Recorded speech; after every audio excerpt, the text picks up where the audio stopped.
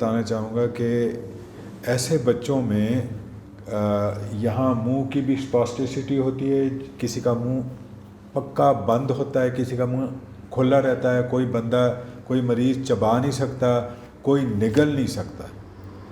तो कि जो है डाइट डेफिशिएंट रहती है और बॉडी की केमिस्ट्री जो है बहुत डिस्टर्ब रहती है, जिसकी वजह से इनका हीलिंग का इशू भी रहता है और जो है ओवरऑल बॉडी वेट और ग्रोथ उस तरह डेवलप नहीं होती। तो हमारा स्ट्रेस जो है बहुत ज़्यादा इस पे होता है कि बच्चे का खाना पीना इम्प्रूव हो और उसका च्यूइंग हैबिट जो है वो इम्प्रूव हो, डिग्लूटेशन यानी निगलना जो है फूड का अच्छा हो, और ऐसे मरीज़ों को कब्ज़ भी होती है तो वो भी रिलीव हो जाए। तो उसके लिए हमें हमें हमारे पास जो है हमारी टीम में जो है डाइटिशियन का बहुत इम्पॉर्टेंट रोल है। तो हमारी टीम में डाइटिशियन है डॉक्टर तैयबा। तो मैं डॉक्टर तैयबा से पूछूंगा कि आपका इनपुट जो है इस पेशेंट में कैसा रहा और कब से शुरू हुआ और उसका क्या आपने फ़ायदा देखा? सर जो अहमद हमारे पास स्टार्ट में थे, इनको कॉन्स्टिपेशन का इशू भी था, ठीक है, सोलोइंग में डिफ़िकल्टी है सच तो नहीं थी, लेकिन ये है कि वेट इनका नॉर्मल जितना वेट होना चाहिए था उससे इनका वेट कम था। लेकिन अभी जो हमने इनको डाइट और जो सप्लीमेंट्स मेन तो जो थे जैसे कैल्शियम, विटामिन डी, क्योंकि इनकी डेफिशिएंसी अक्सर होती है सीपी पेशेंट्स के अंदर, ठीक है, तो वो हमने इनको दिए कि कैल्शियम के विटामिन डी के लेवल्स इम्प्रूव हुए। डाइट में भी ऐसी चीज़ें दी गई जो कि कैल्शियम और विटामिन डी रिच हों। मैं ये पूछना चाहूँगा कि आप ऐसे बच्चों के लिए स्टार्ट कैसे लेती हैं, यानी पहला स्टेप आपका क्या होता है, फिर उसके बाद आप क्या करती हैं और स्ट्रेस किस पे होता है आपका डाइट में? सर सबसे पहले तो इनकी सीपी जो चाइल्ड होते हैं उनकी सेपरेट हमारी असेसमेंट होती है, ठीक है, और फिर हम उसी के अकॉर्डिंग ही चलते हैं, असेसमेंट करते हैं, चेक करते हैं। जी, डाइटरी न्यूट्रिशन असेसमेंट होती है। फिर उसमें हम देखते हैं कि इनका स्वॉलोइंग डिफ़िकल्टी है कि नहीं, च्यूइंग डिफ़िकल्टी है, उनके मसल्स वीक तो नहीं हैं मतलब माउथ के, और उसके अलावा हम देखते हैं कॉन्स्टिपेशन या जीआईटी कितना डिस्टर्ब है, ठीक है, डायरिया है या कॉन्स्टिपेशन, क्योंकि ऑन एंड ऑफ इनको ये चीज़ें होती हैं, या तो किसी को डायरिया होता है, किसी को कॉन्स्टिपेशन, और किसी को इतनी स्वेयर कॉन्स्टिपेशन होती है कि उस कॉन्स्टिपेशन की वजह से सीजर स्टार्ट हो जाते हैं।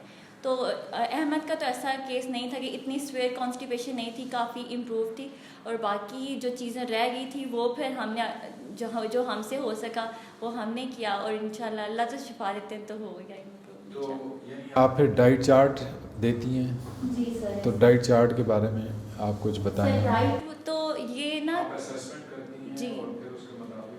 जी, डाइट जो होती है वो कस्टमाइज़ होती है सेपरेटली। वैसे तो लोग इस तरह से करते हैं कि गूगल सर्च करके काफ़ी खुद से ही तरीके अपनाते हैं, ठीक है, लेकिन जो कस्टमाइज़ होती है वो उसका वेट, एज, हाइट के अकॉर्डिंग होती है, और सीपी का प्लान हमेशा कस्टमाइज़ ही होता है। तो सिंपल वर्ड्स में कस्टमाइज़ का मतलब ये है कि इंडिविजुअलाइज्ड उस मरीज़ के मुताबिक आप डाइट चार्ट बनाती हैं, वो डाइट चार्ट दूसरे मरीज़ पे इस्तेमाल अप्लाई नहीं हो सकता। कस्टमाइज़ का या इंडिविजुअलाइज का ये मकसद है आपका कहने का, यही मैं ठीक कह रहा हूँ? अच्छा, आगे बताएं।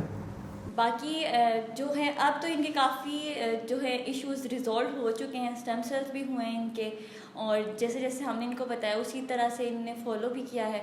और हाँ, तो ये बताएं कि आपका जो सीपी पेशेंट्स के लिए डाइटरी प्रोग्राम होता है या इंडिविजुअलाइज्ड या कस्टमाइज्ड डाइटरी प्रोग्राम होता है, तो वो स्टेम सेल थेरेपी के साथ कैसे कोऑर्डिनेट होता है और उसमें आप किन किन अहम चीज़ों पे तवज्जो देती हैं कि स्टेम सेल भी हो रहा है और आपका डाइटरी प्रोग्राम भी चल रहा है, और वो ये दोनों मिलकर कैसे काम करते हैं सेरेब्रल पाल्सी के पेशेंट्स के? सर स्टेम सेल्स जो होते हैं वो तो इंजेक्ट हो जाते हैं, उसके बाद उनको उनकी जो होती है फंक्शनैलिटी उसको बूस्ट करना बहुत ज़्यादा इम्पॉर्टेंट है।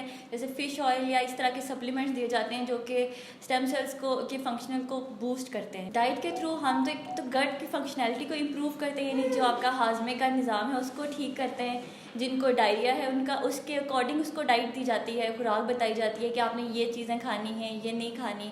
और जैसे कि रिच इन जैसे प्रोबायोटिक्स फूड जो होते हैं जैसे कि योगर्ट हो गया, इस तरह की चीज़ें फिर हम उनको देते हैं। और फिर बाज़ केसेस में हम एंटी इन्फ्लेमेटरी डाइट भी देते हैं ताकि जो सोजिश है बॉडी के अंदर उनके जिस्म में तो वो कम हो। अगर कॉन्स्टिपेशन है तो प्रोबायोटिक रिच फूड देंगे। इसी तरह से हर बंदे के अकॉर्डिंग उसका कस्टमाइज होता है, क्योंकि एक बंदे की जो डाइटरी नीड्स हैं वो दूसरे से हमेशा डिफरेंट होती हैं। बॉडी कंपोजिशन को भी आप मैनेज करती हैं? बॉडी कंपोजिशन में क्या आता है उसमें, यानी आप उसके बारे में थोड़ा सा हमें बता दें ताकि मरीज़ों को फ़ायदा हो। बॉडी जो हमारी बॉडी होती है वो 3 चीज़ों से मिलके बनी होती है, जैसे मसल्स हैं, फैट है और प्रोटीन है। यानी कि आपका जो पट्ठे होते हैं वो होता है, फैट यानी कि चर्बी होती है, और दूसरा आपके ये प्रोटीन्स वगैरह जो होते हैं ये आपके मसल्स को बिल्ड करने में हेल्प करते हैं। तो हम कोशिश करते हैं कि डाइट के अंदर वो सारी चीज़ें दें और आपकी मसल रिकम्पोजिशन यानी बॉडी की रिकम्पोजिशन कर दें, यानी कि आपकी बॉडी के अंदर मसल मैस इंक्रीज़ हो जाए और फैट जो है, चर्बी जो है वो कम हो जाए।